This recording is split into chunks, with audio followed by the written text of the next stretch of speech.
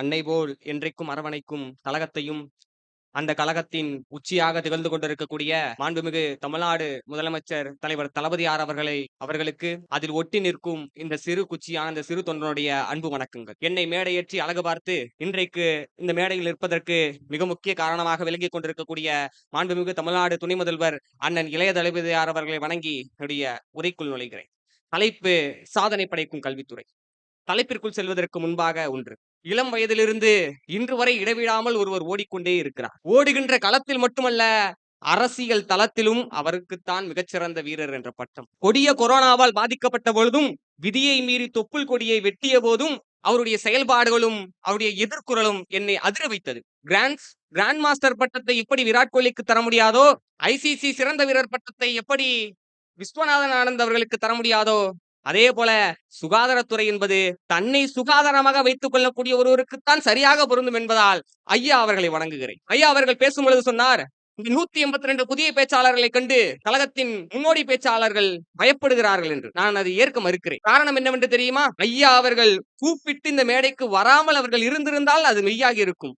கூப்பிடாமல் வந்தார்கள் அல்லவா, அங்கு இருக்கிறது அவர்களுடைய செயல்பாடு. திராவிட முன்னேற்ற கழகத்தில் உள்ளவர்கள் முன்னேறுபவர்களை என்றைக்கும் தட்டி கீழே தள்ளிவிட மாட்டார்கள், முன்னேறுபவர்களை தட்டி மேலெழுப்புவார்கள். இன்றைக்கு நம்முடைய உதயசூரியன் நம்முடைய சின்னமாக இருக்கிறது. அது உதயமாகும் என்பதால் தான் அந்த சின்னம். 2026 தட்டி கொடுக்கின்ற கழகத்திற்கு உதயசூரியனில் 26 நீங்கள் தட்ட வேண்டும் என்று கூறிக்கொண்டு என்னுடைய உரையை துவங்குகிறேன். இன்றைக்கு கல்வித்துறை மிகப்பெரிய சாதனைகளை செய்து கொண்டிருக்கிறது. கல்வித்துறையில் மட்டுமல்லாமல் அண்ணன் இளைய தளபதியாருடைய வழிகாட்டுதலில் விளையாட்டுத்துறையும் உலகளாவிய அளவில் மிகப்பெரிய சாதனைகளை படைத்து வருகிறது. நம்முடைய பள்ளிகளிலும் கல்லூரியிலும் சேர்ந்த மாணவர்கள் 2 பேரும் இரு துருவங்களாக நின்று பள்ளியையும் கல்லூரியிலும் மிகச்சிறப்பாக வழிநடத்தி வருகிறார்கள். இன்றைக்கு ஒற்றை எழுதுகோலுக்கு எதிராக அத்துணை முட்டாள்களும் எதிர்த்து குரல் கொடுத்துக் கொண்டிருக்கிறார்கள், கேள்வி கேட்கிறார்கள். அவர்கள் கேள்வி கேட்பதற்கான அடிப்படை அவர்கள் கற்ற கல்வி.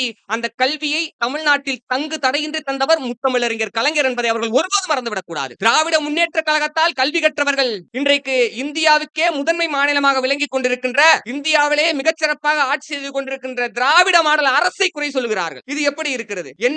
நான் இந்த மேடையில் எடுத்துக்காட்டாக வைக்க விரும்புகிறேன். காரணம் என்னவென்று கேட்டால், நம்முடைய திராவிட முன்னேற்ற கழகம் கல்வித்துறையை எப்படி சாதித்தது என்பதற்கு நான் என்னை இந்த மேடையில் எடுத்துக்காட்டாக வைக்கிறேன். நம்முடைய முத்தமிழறிஞர் கலைஞர் அவர்கள் இந்தியாவிலேயே முதல் முறையாக 4 வழிச்சாலைகளை அமைத்ததும் அவர்தான். கிராமப்புறங்களின் வளர்ச்சிதான் ஒரு நாட்டினுடைய வளர்ச்சி என்பது போல கிராமங்களின் மூலை முடுக்கெல்லாம் சிற்றுந்துகளை அறிமுகப்படுத்தியதும் அவர்தான். படிக்கின்ற பள்ளி மாணவர்களுக்கு பயணம் ஒரு சுமையாக இருந்துவிடக் கூடாது என்பதற்காக இந்தியாவிலேயே முதல் முறையாக இலவச பேருந்து பயண பஸ் பாஸ் வசதி செய்து கொடுத்தவர் முத்தமிழறிஞர் கலைஞர்.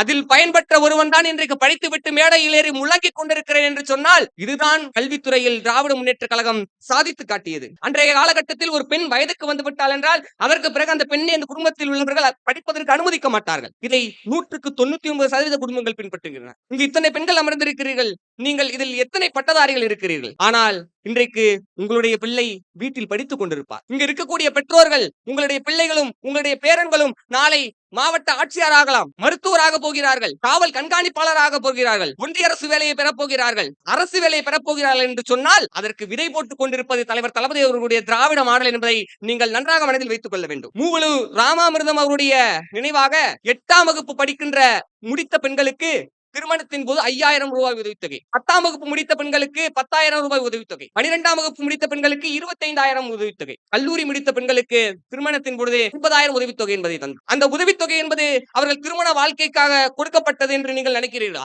இல்லை. எதற்காக முத்தமிழறிஞர் கலைஞர் அவர்கள் 8ஆம் வகுப்பை அதனுடைய கோடாக வைத்திருந்தார்? ஏனென்றால் அதுதான் அவர்கள் 13 வயதை கடப்பார்கள். அதற்கு பெயர் தான் டீனேஜ் என்பார்கள். அவர்கள் அந்த வயதை கடந்து விட்டால் சுயமாக சிந்திக்க தொடங்கி விட்டுவார்கள். நீங்களே படிக்க வேண்டாம் என்று சொன்னாலும் அவர்கள் மென்மேலும் படிப்பார்கள். தொலைநோக்கு பார்வையுடன் ஒரு திட்டத்தை அறிமுகப்படுத்த முடியும் என்றால் அது திராவிட முன்னேற்ற கழகத்தால் மட்டும்தான் முடியும். அதே போல நாகம்மையார் நினைவாக இலவச பட்டப்படிப்பு முன்பெல்லாம் இளநிலைக்கு இருந்தது, அதற்கு பிறகு முதுநிலைக்கு மாற்றப்பட்டது. முன்பெல்லாம் பெண்கள் மட்டும்தான் இலவசமாக பட்டம் படிக்க முடியும், இன்றைக்கு ஆண்களும் படிப்பது போல ஆகிவிட்டது. அரசு கல்லூரிகளில் மட்டும்தான் படிக்க முடியும் இலவசமாக. இன்றைக்கு அரசு உதவி பெறும் பள்ளிகளிலும் இலவசமாக பட்டப்படிப்பை படிக்க முடியும். அதனுடைய நீட்சிதான் இன்றைக்கு புதுமை பெண் திட்டம், மகளிர் இலவச பேருந்து பயண வசதி திட்டம் என்பது. புதுமை பெண் திட்டத்தின் வாயிலாக உயர்கல்வியில் சேரக்கூடிய பெண்களுடைய சதவீதம் 34% அதிகரித்திருக்கிறது. இன்றைக்கு நீங்கள் காலையில் சென்று பார்த்தீர்கள் என்றால் அரசு பேருந்துகளில் செல்பவர்கள் எல்லாம் நம்முடைய பெண்கள் கல்லூரிக்கு சென்று கொண்டிருக்கிறார்கள். எவ்வளவு பெரிய மகத்தான திட்டம் இது. இன்றைக்கு அதனுடைய நீட்சியாகத்தான் நம்முடைய தலைவர் தளபதி அவர்கள் ஆட்சி செய்து கொண்டிருக்கிறார். பள்ளி கல்வித்துறை மிகச்சிறப்பாக இருப்பதற்கு மிக முக்கிய காரணம் அதற்கு தரக்கூடிய நிதி என்பது. முதலில் 32,000 கோடி, அதற்கு பிறகு 34,000 கோடி, அதற்கு பிறகு 40,000 கோடி, இன்றைக்கு 44,042 கோடி பள்ளி கல்வித்துறைக்கு ஒதுக்கப்படுகிறது. தன்னுடைய கீட்டில் அதிகமான தொகை பள்ளி கல்வித்துறைக்குத்தான் ஒதுக்கப்படுகிறது. ஆகையால் நம்முடைய திராவிட முன்னேற்ற கழகத்தின் நம்முடைய திராவிட நாயகர் நம்முடைய தலைவர் தளபதியார் அவர்கள் பள்ளி கல்வித்துறைக்குத்தான் முதன்மையாக முக்கியத்துவம் கொடுக்கிறார் என்பதை நீங்கள் ஒருபோதும் மறந்துவிடக் கூடாது. அன்றைக்கு பள்ளி கல்வித்துறை அமைச்சராக இருந்த தங்கம் தென்னரசு ஐயா அவர்கள் இருந்த பொழுது ஒன்றிய அரசு ஒரு விதி வைக்கிறது, ஒரு குறிப்பிட்ட நிலப்பரப்புக்குள் இவ்வளவுதான் பள்ளிகள் இருக்க வேண்டும் என்று. ஆனால் அதையும் மீறி நம்முடைய முத்தமிழறிஞர் கலைஞர் அவர்கள் மூளை முடுக்கெல்லாம் பள்ளிகளை தொடர்ந்தார். தொடக்க பள்ளிகளில் 80% பெண்களையே ஆசிரியர்களாக அனுமதிக்க சொன்னார். அதனுடைய நீட்சிதான் இன்றைக்கு இவ்வளவு பெண்கள் படித்துக் கொண்டிருக்கிறார்கள். அதனுடைய நீட்சிதான் இன்றைக்கு நம்முடைய தலைவர் தளபதி அவர்கள் கொண்டு வந்த இல்லம் தேடி கல்வி திட்டம். தன்னுடைய ஊரில் உள்ள பிள்ளைகளுக்கு அவர்கள் கல்வி கற்றுக் கொடுத்தால் 1000 ரூபாய் அவர்களுக்கு ஊதியமாக வழங்கப்படுகிறது. பள்ளிகளுக்கு வருவது, கல்லூரி வருவதற்கு தளபதியார் அவர்கள் எவ்வளவு பெரிய தொலைநோக்காளராக இருந்து நம்முடைய கல்வித்துறையை முன்னேற்றிக் கொண்டிருக்கிறார் என்பதை நீங்கள் புரிந்து கொள்ள வேண்டும். NIRF என்ற ஒரு அமைப்பு இருக்கிறது, national institute of ranking framework என்று. அது அதனுடைய அறிக்கையின் வாயிலாக என்ன தெரிகிறது என்றால், ஒட்டுமொத்த கல்வித்துறையில் இன்றைக்கு 2024 தமிழ்நாட்டிற்கு தான் முதலிடம். GERM என்ற ஒரு அமைப்பு இருக்கிறது, கிராஸ் என்ரோல்மெண்ட் ரேங்கிங் என்று. அதில் ஒட்டுமொத்த இந்தியாவும் சேர்த்து உயர்கல்வியில் படிப்பவர்களுடைய சதவீதம் 28.4. நம்முடைய தமிழ்நாட்டில் மட்டும் என்னவென்று தெரியுமா, 47% கடந்து நாம் சென்று கொண்டிருக்கிறோம். அதற்கு மிக முக்கிய காரணம் நம்முடைய தலைவர் தளபதியார் அவர்கள். அது மட்டும் இல்லாமல் பள்ளி இடைநிற்றல், பள்ளிகளில் படிக்கின்ற மாணவர்கள் இடைநிற்றம் செய்தால் அந்த பள்ளியினுடைய ஆசிரியரும் தலைமை ஆசிரியரும் கல்வி மேலாண்மை இயக்குனரும் அந்த பிள்ளையுடன் வீட்டுக்கு நேரடியாக சென்று அவருடைய குறைகளை கேட்டறிந்து அதனை பூர்த்தி செய்து மறுபடியும் அவர்களை பள்ளியில் சேர்வதற்கான வேலைகளை செய்து கொண்டிருக்கிறார்கள். பள்ளியில் முடித்த மாணவர்கள் கல்லூரிக்கு செல்வதற்கு, அதாவது உயர்கல்வி செல்லாமல் இருந்திருந்தால் அதை மாவட்ட ஆட்சியர் பொறுப்பெடுத்து அவருடைய புள்ளி விவரங்களை எடுத்து நேரடியாக ஒரு வீட்டுக்கு சென்று அவர்களுக்கு என்ன வேண்டும் என்பதை செய்து கொடுத்து அருகில் உள்ள அரசு கல்லூரிகளோ தனியார் கல்லூரிகளோ அரசு உதவி பெறும் கல்லூரிகளோ சேர்க்கிறார்கள். இது நம் திராவிட மாடல் அரசு பள்ளி கல்வித்துறைக்கு செய்து கொடுக்கக்கூடிய ஒரு மகத்தான விஷயம் என்று நான் கருதுகிறேன். அதே போல அரசு பள்ளிகளையும் தனியார் பள்ளிகளுக்கு ஈடாக மாற்ற வேண்டும் என்பதற்காக ஸ்மார்ட் போர்டு வசதி, வெண்திரை அனைத்து பள்ளிகளிலும் தொடங்கப்பட்டு வருகிறது. அதே போல ஒன்றிய மற்றும் மாநில போட்டித் தேர்வுகளுக்கு தயாராகக்கூடிய மாணவர்களுக்கு பயன்பெறும் வகையில் அனைத்து மாவட்டங்களிலும் மிகப்பெரிய பொது நூலகங்கள் அமைக்கப்பட்டு வருகிறது. ஸ்டடி சென்டர், கணினி வசதியுடன் கூடிய நாலேஜ் அண்ட் ஸ்டடி சென்டர் அங்கு உருவாக்கப்பட்டு வருகிறது. கிட்டத்தட்ட 50க்கும் மேற்பட்ட நூலகங்கள் ஒவ்வொரு தொகுதியிலும், தமிழ்நாட்டில் உள்ள ஒவ்வொரு தொகுதியிலும் நூலகங்கள் அமைப்பதற்காக நம்முடைய அண்ணன் இளைய தளபதியார் அவர்கள் செயலாற்றிக் கொண்டிருக்கிறார். 50க்கும் மேற்பட்ட நூலகங்கள் கட்டி முடிக்கப்பட்டு விட்டன. இன்னும் சில தினங்களில் அண்ணன் அவர்கள் எங்களுடைய ஊருக்கு வந்து அந்த நூலகத்தை திறந்து வைக்கப் போகிறார் என்பதை நான் பெருமகிழ்ச்சியுடன் தெரிவித்துக் கொள்கிறேன். தமிழ்நாட்டின் இன்றைக்கு ஒன்றிய அரசு வேலையை பெறுவதற்கு நம்முடைய பிள்ளைகள் மிக மும்முரமாக இருக்கிறார்கள். குடிமை பணியாளர் தேர்வு UPSC என்று சொல்வார்கள், UPSC எக்ஸாம். அதில் முதன்மை தேர்வில் தேர்ச்சி பெறுபவர்களுக்கு 25,000 உதவித்தொகை தருகிறது நம்முடைய திராவிட மாடல் அரசு. அதுபோக செப்டம்பர் மாதம் தோறும் ஒரு தேர்வு நடத்தி அந்த குடிமை பணியாளர் தேர்வுக்கு பயிற்சி அளிக்கப்படும். முதல் 1000 மாணவர்களை தேர்ந்தெடுத்து அவர்களுக்கு மாதம் 7,500 ரூபாய் அவர்களுக்கு உதவித்தொகையாக வழங்குகிறது முதல் 10 மாதங்களுக்கு. எவ்வளவு பெரிய மகத்தான திட்டம்! மாநில அரசு வேலையை பெறுவதையும் ஊக்குவிக்கிறது.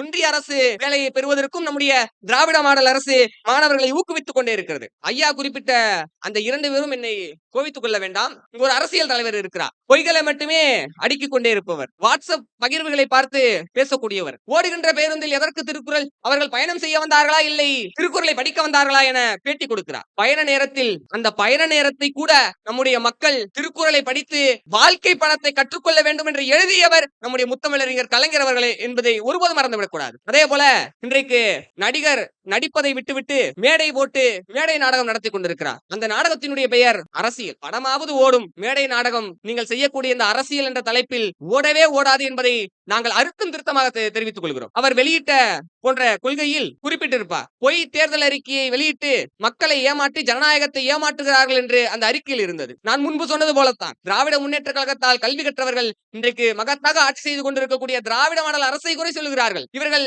2 பேரும் ஒன்றுதான். மூன்றாவதாக ஒருவர் இருக்கிறார், நம்முடைய தலைவர் தளபதியார் அவர்கள் ஆட்சி செய்யக்கூடிய இந்த மகத்தான ஆட்சியில் மக்களிடமிருந்து திராவிட முன்னேற்ற கழகம் மதிப்பை இழந்து வருகிறது என பேசினார். அதற்கு நம்முடைய தலைவர் தளபதியார் அவர்கள் கலைஞர் அவருடைய பாணியில் அழகாக பதில் சொன்னார். மகளிர் இலவச பேருந்து பயண வசதியை பெற்று பயன்பெற்றிருக்கக்கூடிய லட்சக்கணக்கான பெண்களுடைய முகத்தில் சென்று வாருங்கள், திராவிட முன்னேற்ற கழகத்தினுடைய மதிப்பு உயர்ந்திருக்கிறதா தாழ்ந்திருக்கிறதா என்று தெரியும் என பேசினார். இன்றைக்கு நான் சொல்லுகிறேன், திராவிட மாடல் அரசை குறை சொல்கிறீர்கள். புதுமை பெண் திட்டத்தின் வாயிலாகவும், நான் முதல்வன் திட்டத்தின் வாயிலாகவும், தமிழ் புதவன் திட்டத்தின் வாயிலாகவும் கல்வி கற்று தன்னை உயர்த்தி கொண்டே இருக்கின்ற லட்சக்கணக்கான மாணவர்களுடைய முகத்தில் சென்று வாருங்கள், திராவிட மாடலின் அரசு மதிப்பு உயர்ந்திருக்கிறதா அல்லது தாழ்ந்திருக்கிறதா என்று தெரியும். அதிலும் மிகவும் கவனிக்கப்பட வேண்டிய ஒரு திட்டம் காலை சிற்றுண்டி திட்டம். மிக அருமையான திட்டம். இதை பல மாநிலங்கள், பல தேசங்கள் இதை பின்பற்றி வருகிறார்கள். ஆனால் தினமலர் என்ற ஒரு பத்திரிகை எழுதுகிறது, அரசு பள்ளிகளின் கழிவறைகள் நிரம்பி வழிகிறது என எழுதுகிறது. அவர்களுக்கு மட்டும்தான் அது கழிவறை நிரம்பி வழிகிறது. ஆனால் ஒரு தாழ்த்தப்பட்ட பிள்ளையினுடைய வயிறு அங்கு நிறைகிறது. ஒரு பிற்படுத்தப்பட்ட பிள்ளையினுடைய வயிறு அங்கு நிறைகிறது. ஒரு விளிம்பு நிலையில் இருக்கக்கூடிய பிள்ளையின் வயிறு அங்கு நிறைகிறது. நிம்மதியாக உணவு உண்டு பள்ளி அறையில் சென்று நிம்மதியாக பாடம் கேட்கிறார்கள். இதை இன்றைக்கு இந்தியாவில் பல மாநிலங்கள் கொண்டு வர மும்முரமாக இருக்கிறார்கள். கனடா போன்ற பல தேசங்கள் அதை கொண்டு வந்து சிறப்பாக ஆட்சி செய்து கொண்டிருக்கிறார்கள். இவர்கள் இன்று வரை குறை சொல்லிக்கிட்டே இருக்கிறார்கள். வருபவர்கள் எல்லாம் திராவிடத்தை எதிர்க்கிறோம், திராவிடம் தான் எங்கள் எதிரி என்று கூறிக்கொண்டிருக்கிறார்கள். திராவிட மாடல் அரசு இந்த தமிழ்நாட்டு மண்ணில் புழுதியாக கலந்து விட்டது. காற்றடித்தால் இடம் மாறுமே தவிர ஒருபோதும் நம்மை விட்டு விலகிச் செல்வதே கிடையாது என்பதை அவர்கள் புரிந்து கொள்ள வேண்டும். அதுதான் திராவிட மாடல் அரசு. இன்றைக்கு இவர்கள் புதிதாக வந்து நாங்கள் திராவிடத்தை எதிர்க்கிறோம் என்று சொன்னால் மக்கள் நம்பி ஓட்டு போட்டு விடுவார்கள் என்று நம்புகிறார்கள். அனைவருமே கல்வி கற்றவர்கள். யாரால்? திராவிட முன்னேற்ற கழகத்தால் என்பதை அவர்கள் நன்றாக புரிந்து கொள்ள வேண்டும். நீங்கள் எத்துணை யானைகளை கொண்டு வந்தும், எத்துணை புலிகளை கொண்டு வந்து நிறுத்தினாலும் திராவிட மாடல் அரசு என்ற ஒற்றை வெடி போதும் நீங்கள் இருக்கின்ற இடம் தெரியாமல் சிதறடிக்கப்படுவீர்கள். தமிழ்நாட்டு மண்ணில் கலந்திருக்கக்கூடிய புழுதியாக இருக்கக்கூடிய திராவிட மாடல் அரசை யானையின் தும்பிக்கை வந்து ஊதினாலும், புலிகளின் கால்களால் வந்து பராண்டினாலும் அவர்களால் ஒன்றுமே செய்ய முடியாது. நீங்கள் தாமரை நிறைந்த குளத்தில் திராவிட மாடல் அரசை முக்கி எடுக்க வேண்டும் என்று நினைத்தாலும், அதில் மூழ்கடிக்க வேண்டும் என்று நினைத்தாலும் அதுவும் முடியாத காரியம்தான். எப்படி புழுதியில் தாமரை மலராதோ அதே போல அந்த பூப்பந்தில் இருக்கக்கூடிய காற்று திராவிட மாடல் அரசு காற்று, நீதி கட்சியினுடைய காற்று, இந்த பெரியாருடைய காற்று, பேரறிஞர் அண்ணாவினுடைய காற்று, முத்தமிழர் கலைஞர்களுடைய காற்று, இன்றைக்கு நம்முடைய தலைவர் தளபதியாருடைய காற்று, நாளைக்கு அண்ணன் இளைய தளபதியாருடைய காற்றும் அதில் இருக்க போகிறது. நீங்கள் எத்துணை முறை குளத்தில் தாமரை நிறைந்த குளத்தில் முக்கினாலும் நாங்கள் மேலே வந்து கொண்டே இருப்போம். இவர்கள் எப்படி தெரியுமா? இந்த கட்டிட வேலைகள், தொழிற்சாலையில் வேலை செய்பவர்கள் தலையில் மஞ்சள் நிறத்தில் கவசம் வைத்திருப்பார்கள் தெரியுமா? பார்த்திருப்பீர்களா? அந்த கவசம் அவர்கள் வெயிலுக்காக போட்டிருக்கிறார்கள் என்று நினைக்கக்கூடிய கூட்டம் தான் இவர்களெல்லாம். ஏதும் அறியாத கூட்டம். அதற்கு திராவிட மாடல் அரசில் மாடலாக ஒரு வார்த்தை சொல்வார்கள். அதற்கு பெயர் தான் தற்குறிகள். அப்படி நினைத்துக் கொண்டிருப்பவர்கள் இவர்கள். ஆனால் உண்மையிலேயே உயிரை போக்கக்கூடிய இரும்பு மெட்டல்கள் தலையில் வந்து விழுந்து உயிர் சேதம் ஏற்பட்டு விடக்கூடாது என்று போட்டக்கூடிய கவசம் தான் அது. இவர்கள் அந்த வெயிலுக்காக போட்டிருப்பது போல தவறாக நினைத்துக் கொண்டிருக்கிறார்கள். இவர்கள் எங்களுக்கு எதிரி கிடையாது. இவர்கள் எங்களுக்கு எதிரி கிடையாது. எங்களுக்கு உண்மையான எதிரி என்னவென்று தெரியுமா? மேலிருந்து ஒன்றிய அரசால் திணிக்கக்கூடிய சனாதன ஆதிக்கம் தான் எங்களுக்கான முதல் எதிரி. நாங்கள் அவர்களை தான் பேசுவோம். எப்படி தாவேக தலைவர் விஜய் அவர்கள் அதிமுகவை பற்றி பேசவில்லையோ அதே போல அவர்கள் உங்களை ஒரு பொருட்டாகவே நினைக்கவில்லை, நாங்கள் 10 வருடம் சிறப்பாக ஆட்சி செய்திருக்கிறோம் அதனால் தான் பேசவில்லை என்று சொல்கிறார். இதற்கு பிறகுதான் தற்கொலை என்று சொல்கிறோம். ஆக நம்முடைய தமிழ்நாட்டில் உள்ள கல்வித்துறை மிகச் சிறப்பாக செயல்பட்டு வருகிறது. இந்திய அளவில் மட்டுமல்ல, உலக அளவிலும் பள்ளி கல்வித்துறையில் சாதித்து மாணவர்கள் வெளிநாடுகளுக்கு செல்கிறார்கள். பள்ளி கல்வித்துறையில் நம்முடைய அமைச்சர் அவர்கள் சிறப்பாக செயல்படக்கூடிய மாணவர்களை வெளிநாட்டிற்கு கண்காட்சிக்காக அழைத்து செல்கிறார்கள். அறிவியல் கண்காட்சி மாணவர்களுக்கு நடத்துகிறார்கள். கலை திருவிழாக்களை, நாடகங்கள், கவிதைகள், துறைகள் போன்ற கலை திருவிழாக்களை மாணவர்களுக்கு நடத்தி கல்வி மட்டுமல்லாமல் இதர விஷயங்களிலும் அவர்களை முன்னேற்றி கொண்டு சென்றே இருக்கிறார்கள். அறிவியல் ரீதியாக அறிவு சார்ந்த கண்காட்சியை நடத்தி மாணவருடைய அறிவு சார்ந்த திறனை ஊக்குவிக்கிறார்கள். இவர்கள் அன்றிலிருந்து இன்று வரை கிட்டத்தட்ட 75 ஆண்டு காலத்து கடந்தும் போய் கொண்டிருக்கிறது. பள்ளி கல்விகளுக்காக அவர்கள் கொண்டு வந்த திட்டங்கள் ஏராளம். அதனால் தான் நாம் இன்றைக்கு அனைவருமே படித்திருக்கிறோம். அதற்கு மிக முக்கிய காரணம் நம்முடைய திராவிட மாடல் அரசு. அதை யாராலும் அசைத்து பார்க்க கூட முடியாது, யோசிக்க கூட முடியாது என்று கூறிக்கொண்டு வாய்ப்பளித்தமைக்கு நன்றி விடுகிறேன். நன்றி, வணக்கம்.